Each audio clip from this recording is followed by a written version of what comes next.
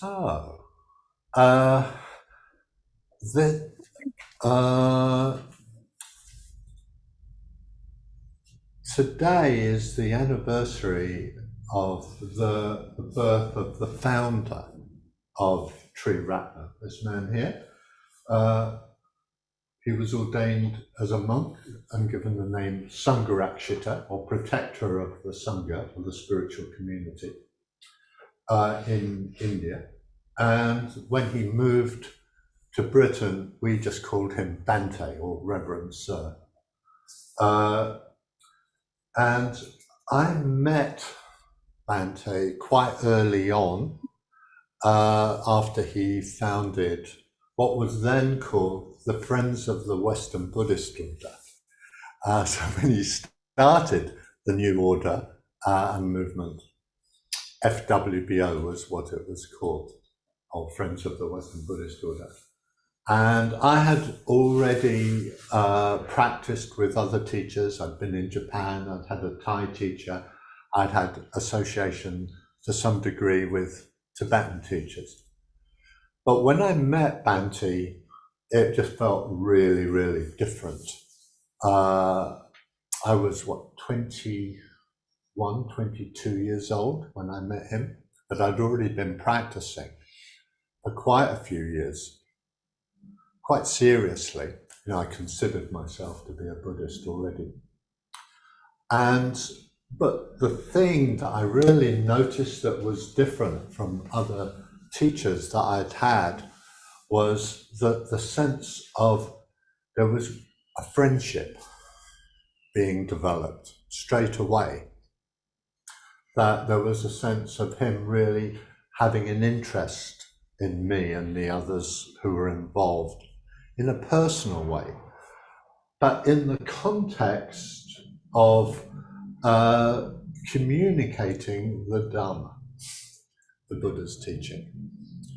And this, I was quite aware right away that there was a mentoring type relationship between Bante and myself, and Bante and other people, that it wasn't just a distant teacher standing up front telling you theory at all. It wasn't like that. He did do that, of course, but that wasn't the main thing. The main thing was the interaction and the communication and the friendship. And that's what really kept me involved with the FWBO as it was then.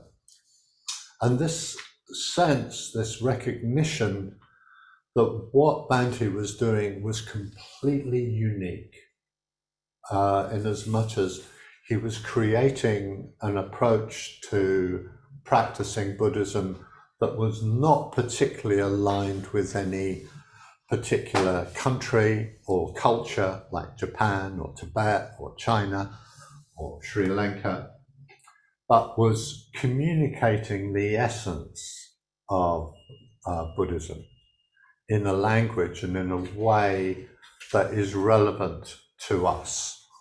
And well, when he started it, it was just in the West. I mean, it was only later on that we went to India, and the Indian Sangha really grew. So to call it Western Buddhist Order didn't really fit anymore because it was more international. So that's when the name got changed to Triratna, or Three Jewels. So I have this sort of both personal appreciation of him as a person, as a friend, as a mentor, and how much care he put into the friendship, but also as a founder of a completely new type of Buddhist movement that transcended all of the sort of different isms of Buddhism, you could say. You know, he had such a wide range of teachers himself in all the major schools of Buddhism that he had it all, actually. You know, he could talk about early Buddhism, Theravada, Hinayana. He could talk about the Mahayana and Bodhisattvas. He had Thai teachers, Tibetan teachers, Chinese teacher.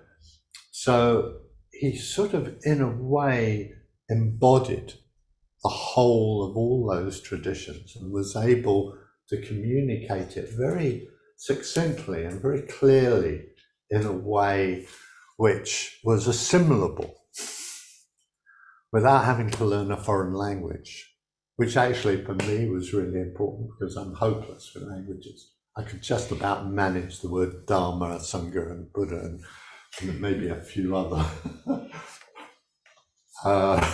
foreign words thrown in.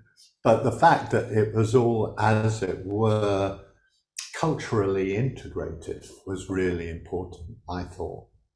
And that what he did in creating one order, which was for men, for women, all ages, diverse in every way, I think is important. You know, it's important in terms of the whole view of Buddhism. And so I just wanted to reference my appreciation of him. And really, it's because of him that we're all here and we're doing what we're doing. Everything comes out of, you know, his vision, actually. So I want to sort of, in a way, just build on something which was he stressed, but talk about it more in my own way.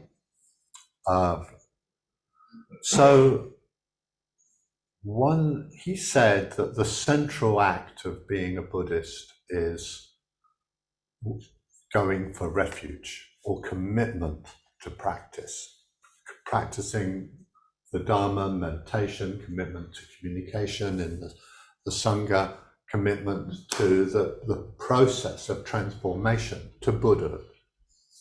And he would, in the early days, he would say, well, the word is gacchami, buddhang saranang gacchami.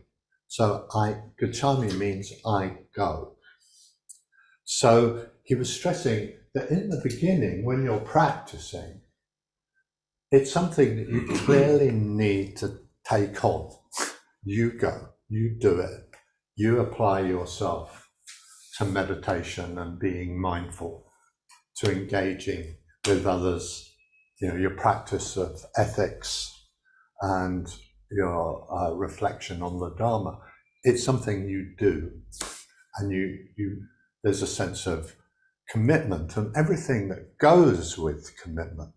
You know, there's a sense of the importance and value of it to you. And he often made the contrast to what Buddhism had been like in Britain before he arrived. And he basically, it's quite derogatory in a way, he just called it armchair Buddhism. And I actually had first-hand observation of that. People would just sort of sit back with a Murray mint and listen to a Dharma talk and just take it in, but there was no sense of gacchami, of going for it. But he changed all of that, really. So when people started to really understand what he meant by commitment, then the Sangha really formed. That there were people individually and collectively really going for it.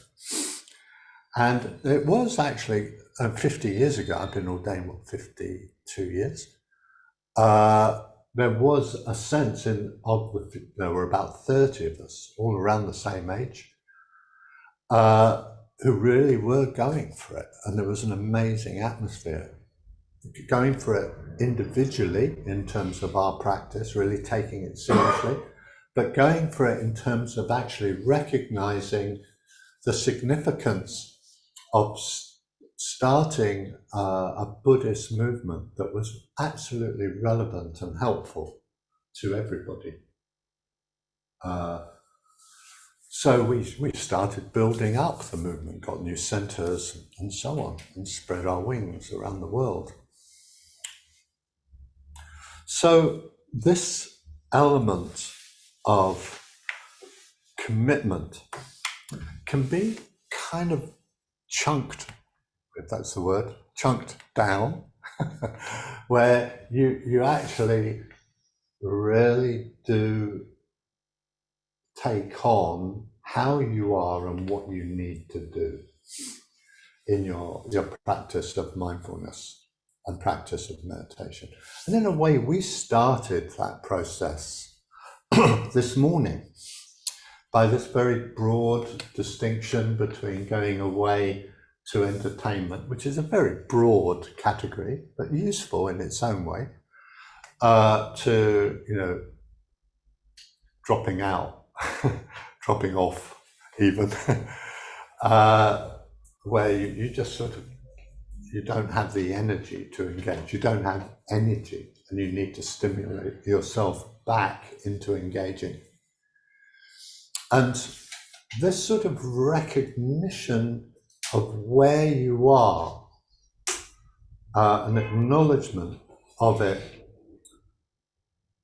stops a tendency which in common parlance is spiritual bypassing, which is where you go, enlightenment, the Buddha, higher states of consciousness, and you aim for them, but still stay an angry, annoyed, irritable, and distracted person because you're not actually dealing with it. That's what bypassing is. You bypass how you actually are.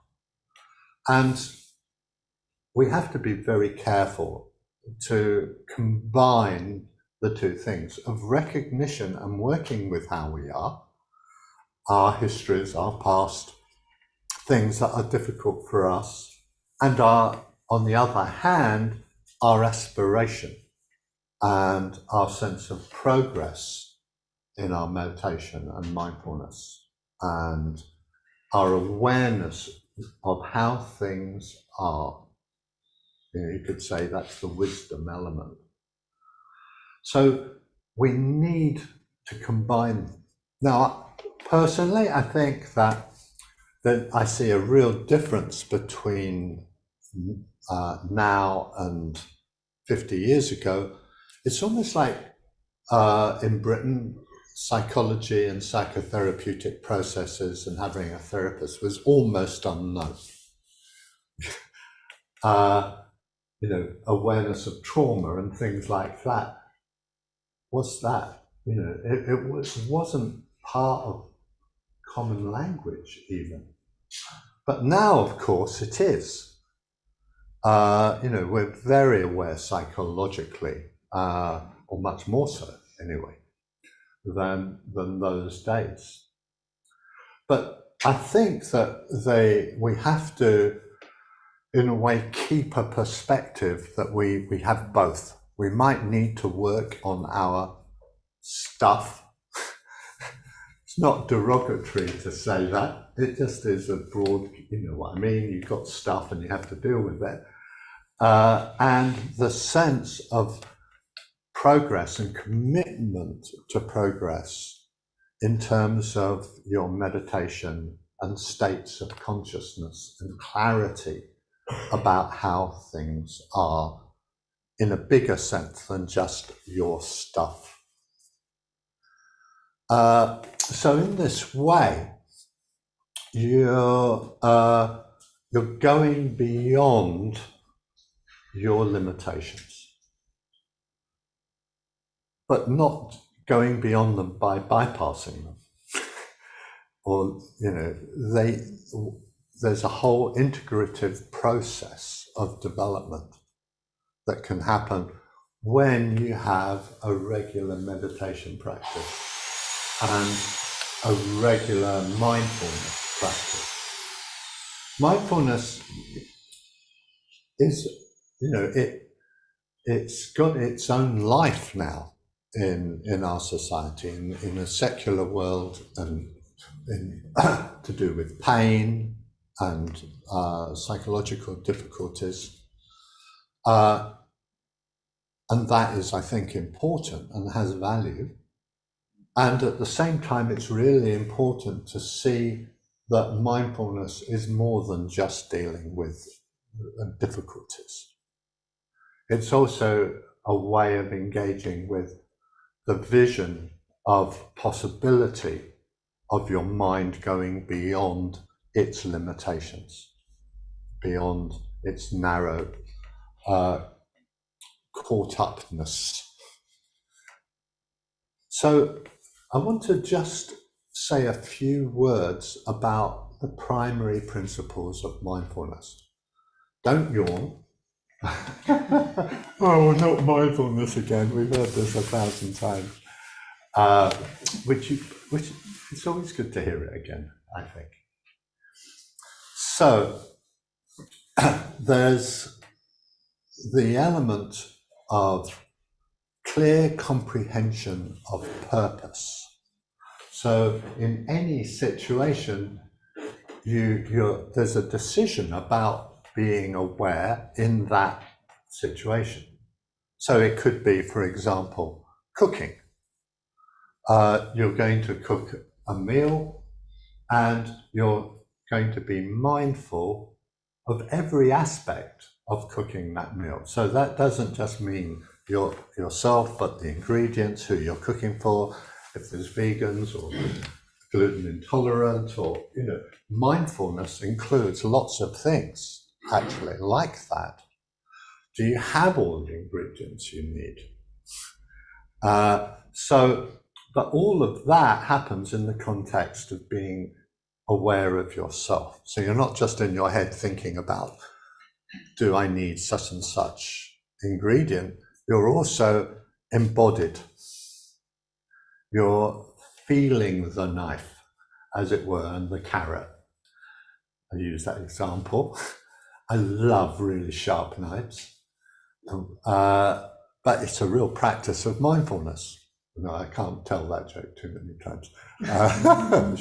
That you have to really be present in that context of also being aware of other things. How's the timing of this? Am I taking too long on this carrot, for example?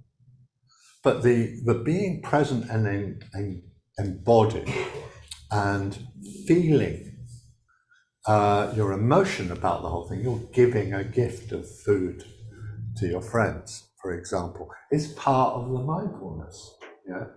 And so the clear comprehension of purpose is being clear about that in your mind, and staying with it is like the second part, that you stay with your intention.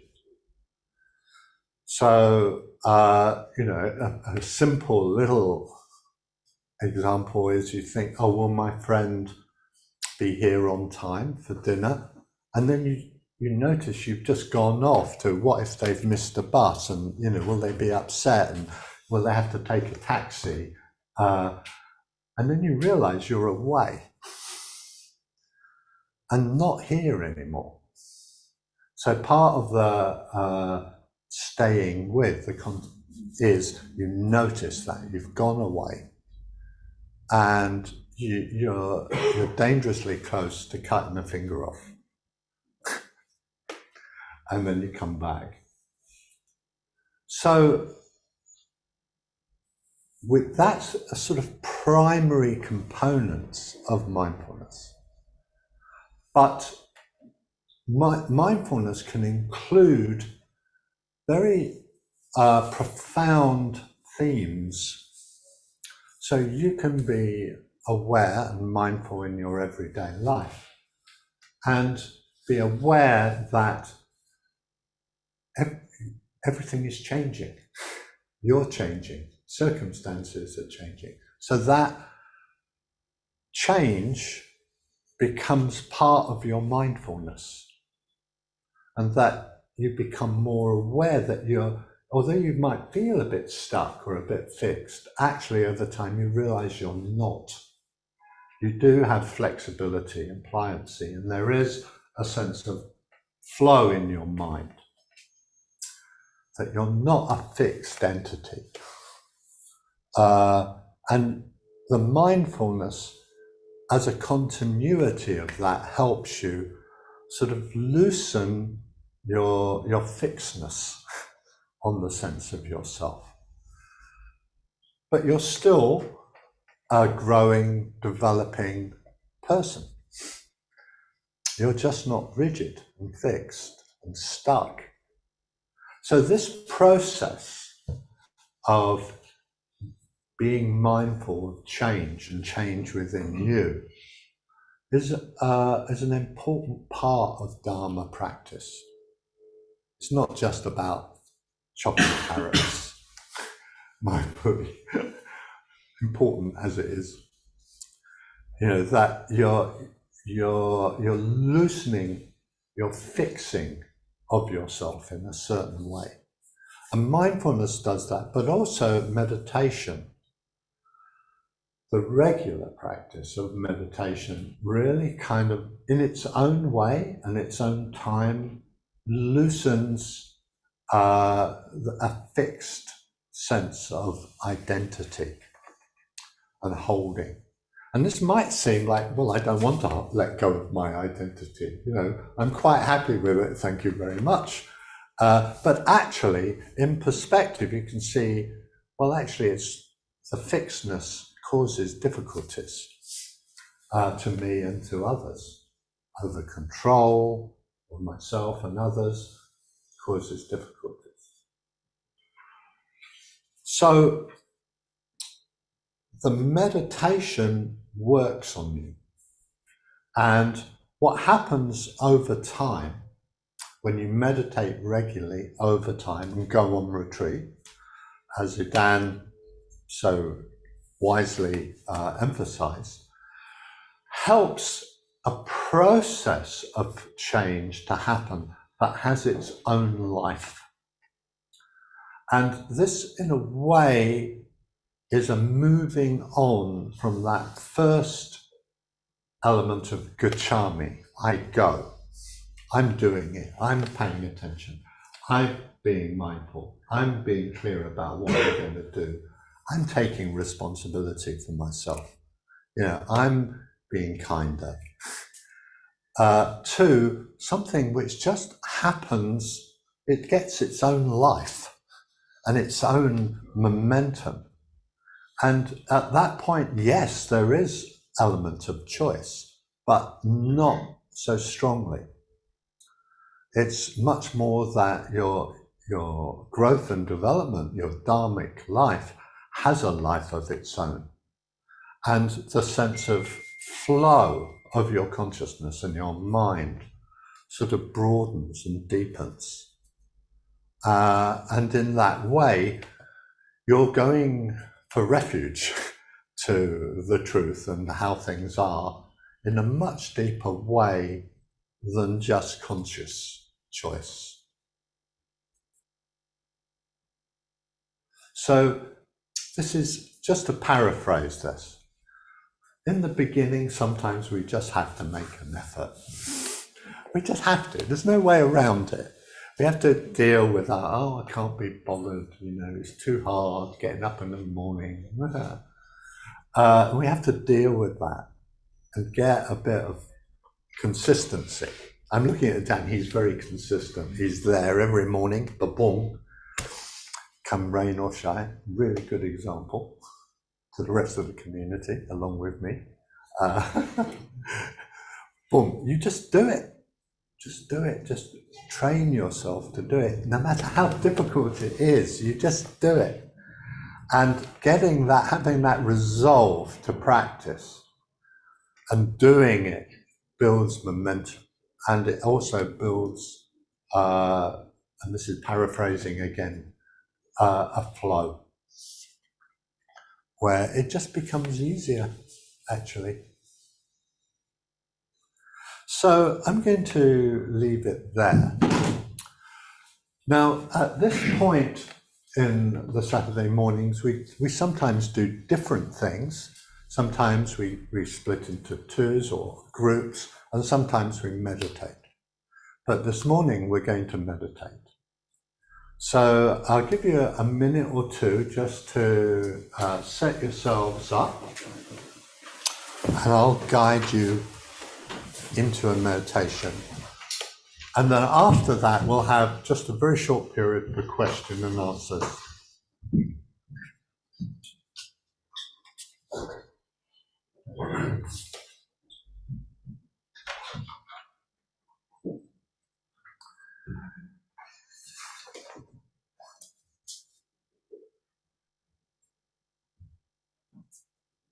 So, in traditional Buddhism, you have mudras or hand gestures, and there's a modern hand gesture, which I think is very useful at the beginning of a practice. It's this: rolling up your sleeves, metaphorically, to get into it. So roll up your sleeves and get ready to get your hands dirty.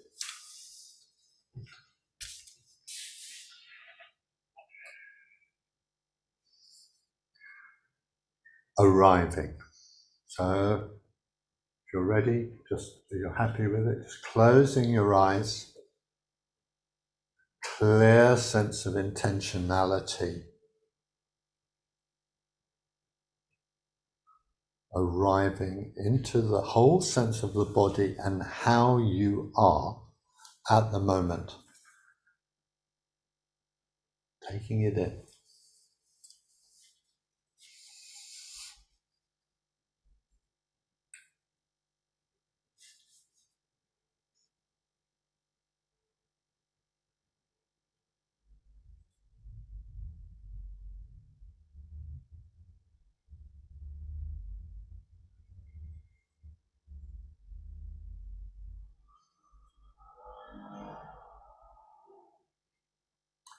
So a little bit of a checking in with yourself. At this moment, do you have a propensity for kindness and care, or more towards aversion or annoyance, irritation? Just being aware of that spectrum in yourself.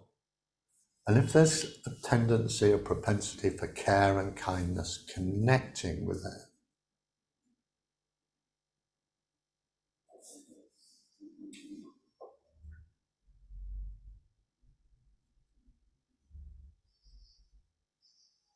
Coming into the heart, chest area, feeling what's there, how it is, whether it's discomfort or comfort, just taking it in with a sense of care and kindness.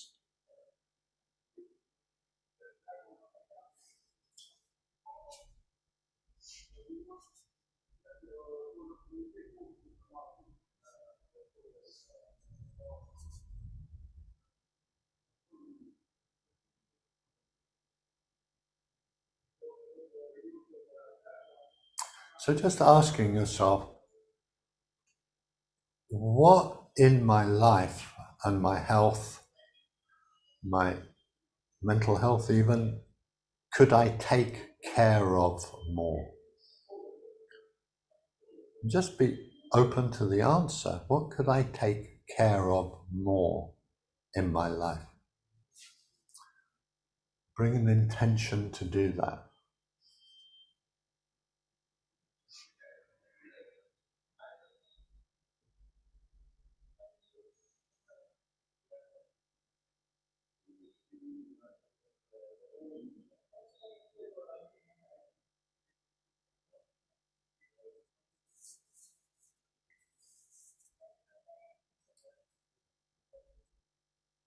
So it could be something simple like your teeth, your mouth,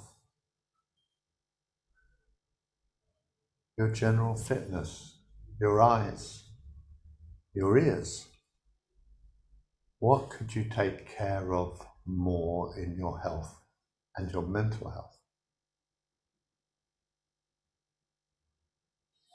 And having the intention to do that going forward.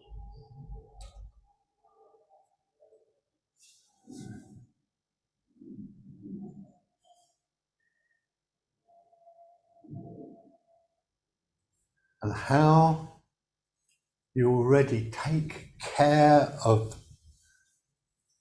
your development by being aware and practicing meditation and coming to the center as an expression of taking care and being kind to yourself and what you need.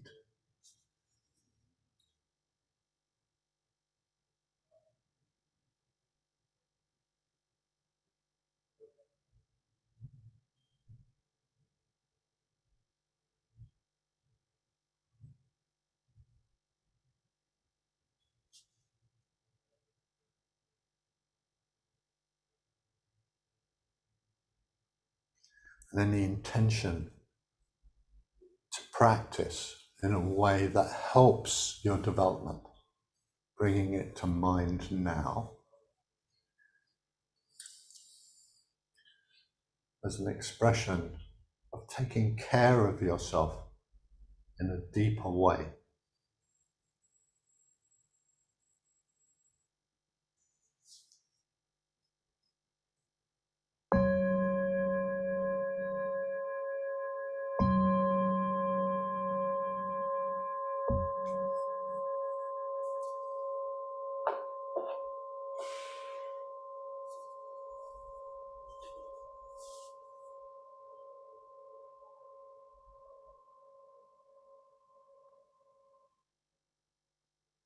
Allowing this quality of care and kindness and being for your well-being permeate the sense of your body and your mind.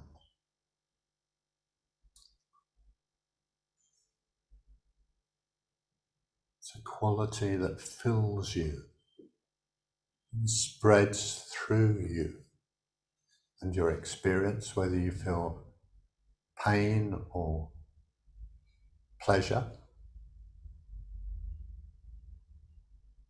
It permeates everything.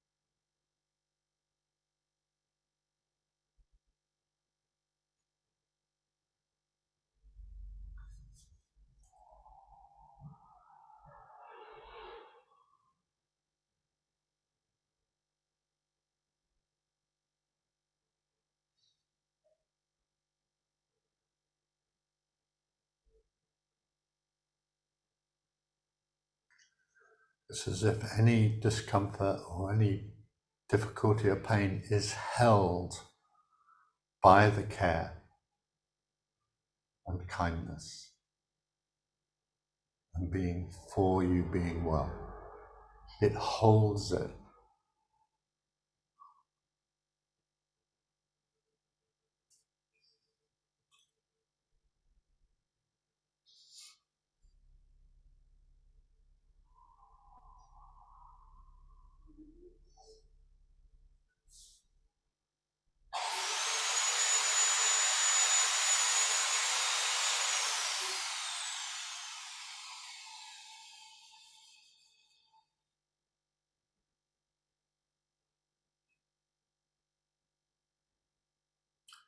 Just working your awareness round your body, all the major parts, your heart, your lungs, your belly, and the care for those parts, that they be healthy and well.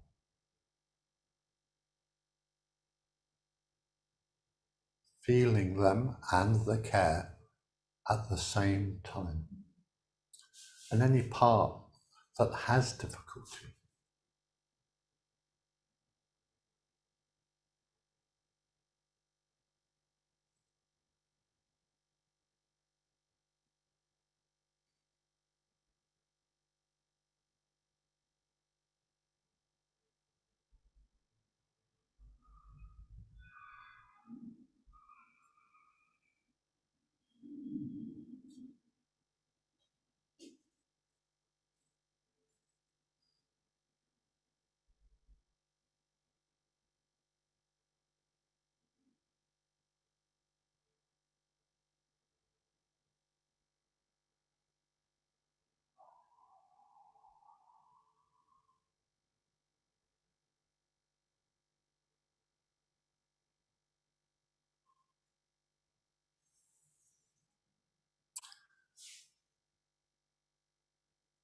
now bringing to mind someone who you care for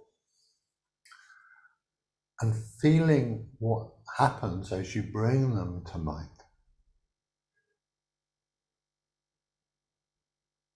Bring to mind their sense of health, their mental health and their growth and development, and the care that arises as you bring them to mind.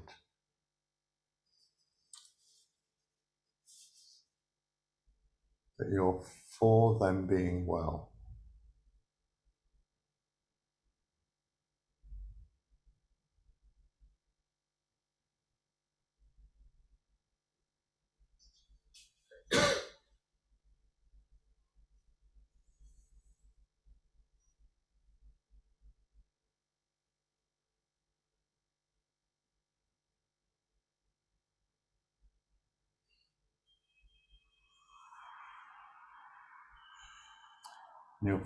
You hope and are for them taking responsibility for themselves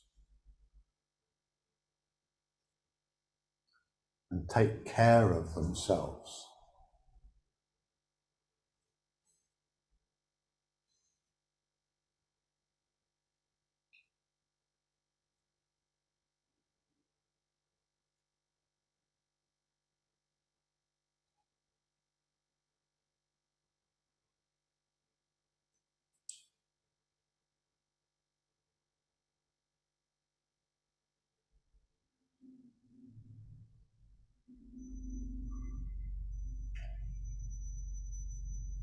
Checking when your mind wanders or you drift away or you sink away, clearing it and being decisive,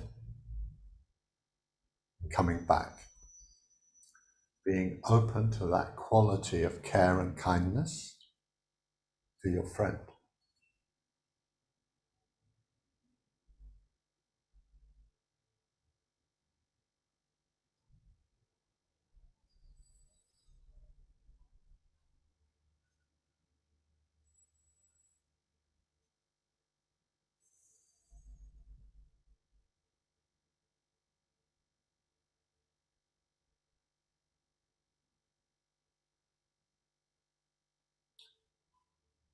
And now, to finish, still being in touch with the quality of care and being for welfare, bring us to mind.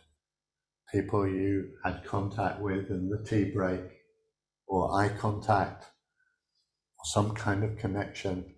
Just bring us to mind and let the quality of care for our development, growing and progressing, be here. Being for us, making the effort we need to make.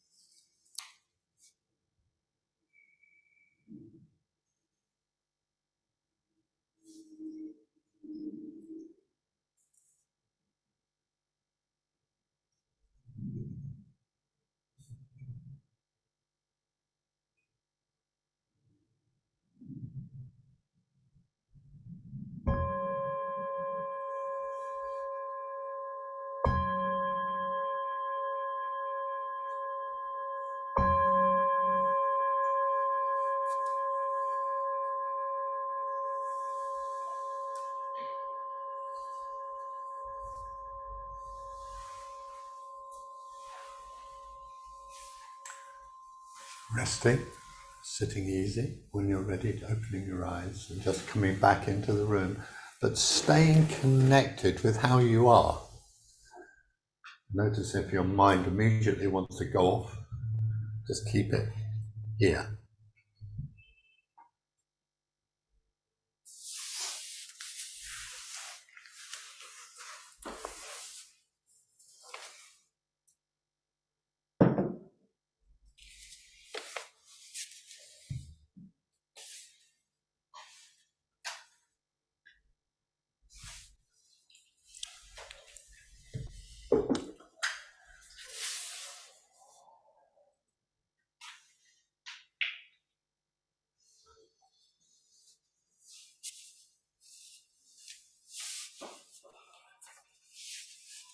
So while you're absorbing that, I'd like to add a topic.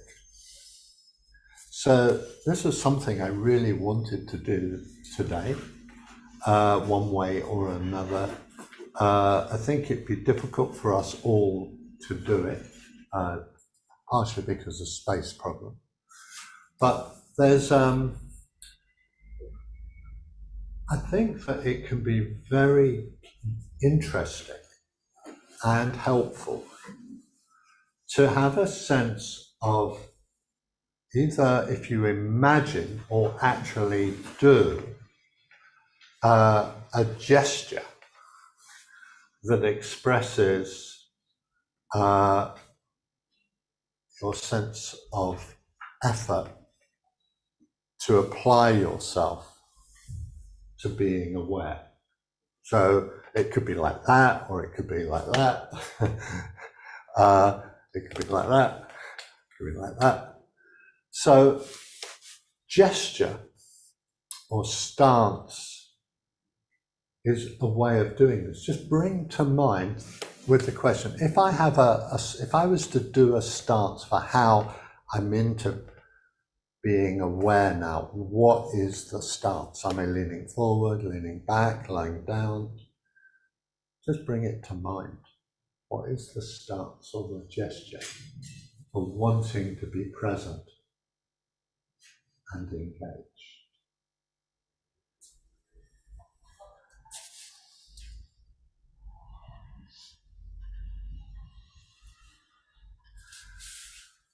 Okay, so some people find that easier than others to use the imagination or visuals like that. But in the privacy of your own space, I would suggest that you just play with this. You know, what is a gesture that comes out of your wanting to be aware, your wanting to be present?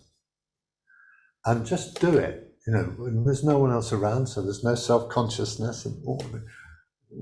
I'm not very into it, you know. Just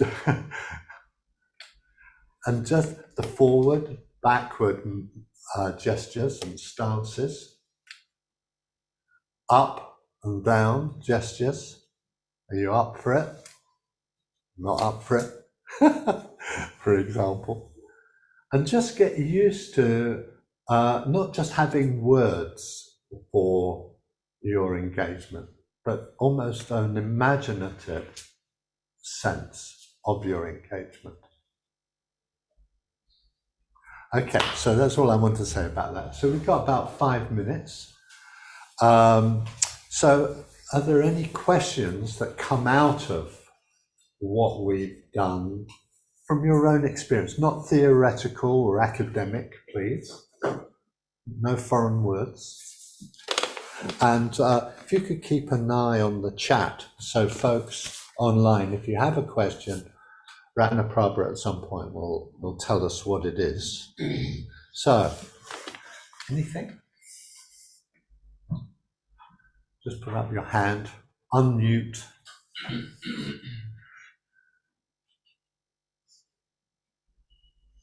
suppose to agree that it was interesting that last bit about compassion. So someone to be careful. If you're receiving absolutely no compassion in return,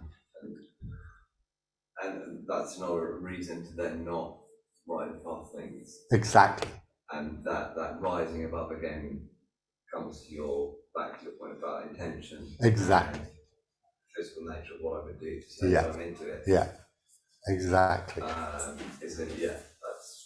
pretty much a statement actually from the question. Yeah. Very good. Can I paraphrase it? Yeah. Partially because you might not have been picked up. No, that's all right. No, it was fine. I could hear you anyway. I think we can. But just so the emphasis is to connect with the compassion and care for others, even if they don't care for you. And in a very simple way, this is growing up. You don't care whether your mother loves you anymore. You still care. I mean, to put it in that way.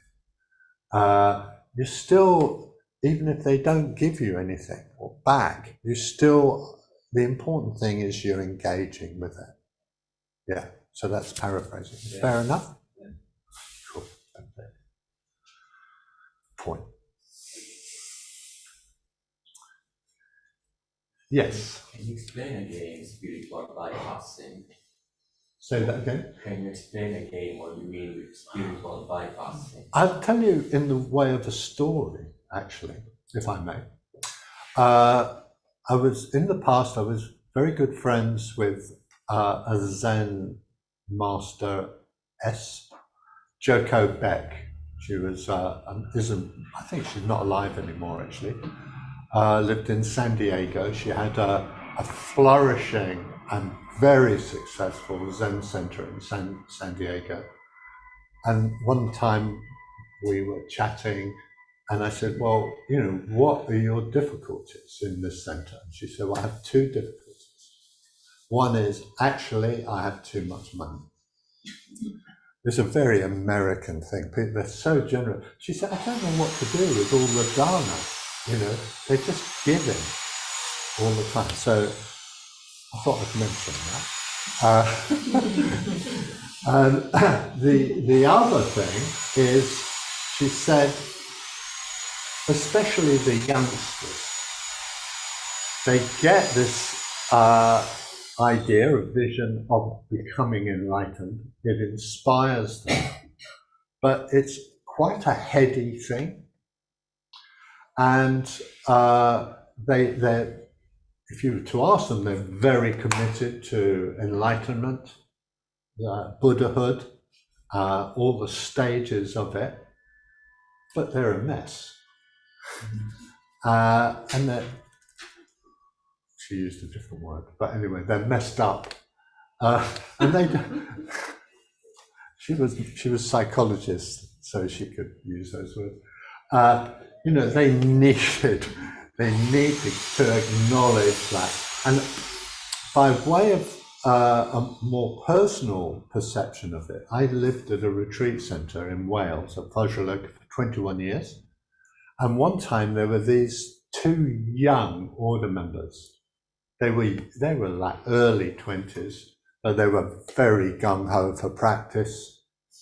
And they were what we call dhyana bunnies.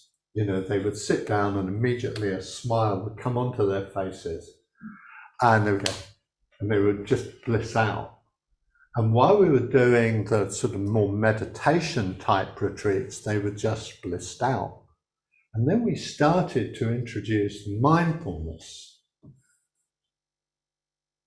And they realized actually that there was quite a lot under the surface that they had never faced. And that's quite a good example of spiritual bypassing. They could go into these higher states, but actually it was built on nothing. They needed to come back down and really address other issues and then build up. Does that make sense? Yeah, it does. Okay, well, we're going to leave it here. I just want to say something which I sometimes forget to say. The North London Buddhist Centre has got a Facebook page, and it's like a well-kept secret because no one other than me posts anything on it. I don't know how that happens, but I've been putting stuff on it regularly for more than a year about notes about what we cover. So, I know Facebook can be a real pain, but I think you just go to the page and there's a year's worth of half-page notes on how to work in mindfulness and meditation. So that's there as a resource. And the other thing is, I'd like to say thank you to the team. The Saturday team is a fantastic team, actually. Really into it, very wholehearted and kind and engaged.